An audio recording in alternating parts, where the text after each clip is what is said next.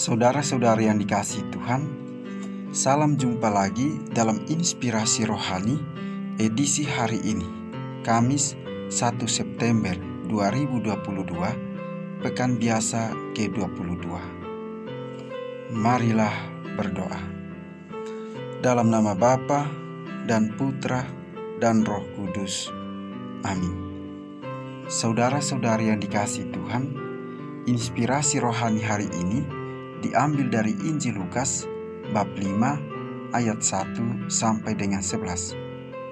Pada suatu kali Yesus berdiri di pantai Danau Genesaret, sedang orang banyak mengerumuni dia hendak mendengarkan firman Allah. Ia melihat dua perahu di tepi pantai. Nelayan-nelayannya telah turun dan sedang membasuh jalannya.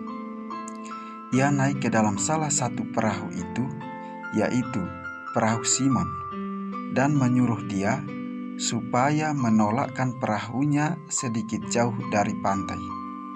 Lalu ia duduk dan mengajar orang banyak dari atas perahu. Setelah selesai berbicara, ia berkata kepada Simon, "Bertolaklah ke tempat yang dalam dan tebarkanlah jalamu untuk menangkap ikan." Simon menjawab, "Guru, telah sepanjang malam kami bekerja keras dan kami tidak menangkap apa-apa. Tetapi karena Engkau menyuruhnya, aku akan menebarkan jala juga."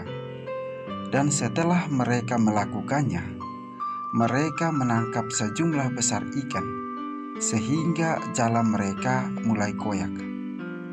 Lalu mereka memberi isyarat kepada teman-temannya di perahu yang lain supaya mereka datang membantunya. Dan mereka itu datang.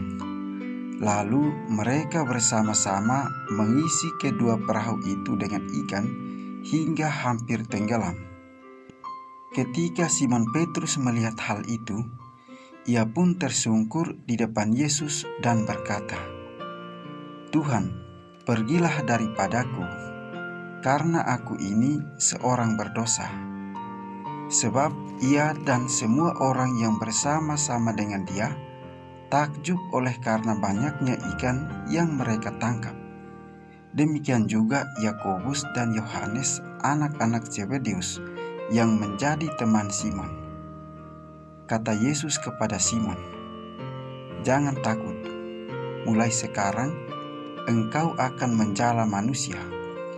Dan sesudah mereka menghela perahu-perahunya ke darat, mereka pun meninggalkan segala sesuatu, lalu mengikuti Yesus. Demikianlah sabda Tuhan.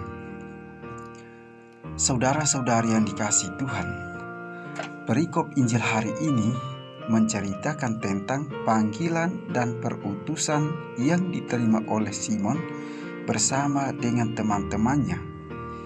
Yesus memanggil mereka ketika sedang berada di pantai Danau Genesaret.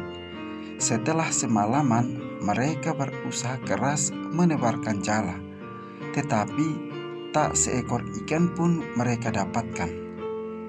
Dan ketika keesokan harinya para nelayan membersihkan jala, Yesus naik ke perahu Simon dan menyuruhnya supaya sedikit menjauhkan perahunya dari pantai, dan ia pun mengajar dari atas perahu.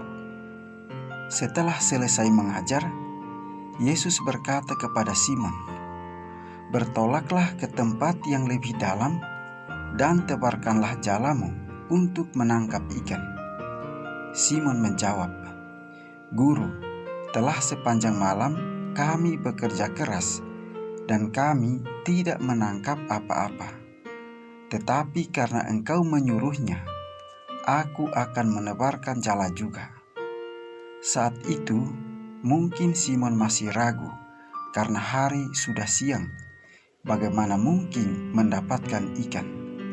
Sedangkan semalaman mereka menebarkan jala, tak satu pun ikan yang mereka dapatkan.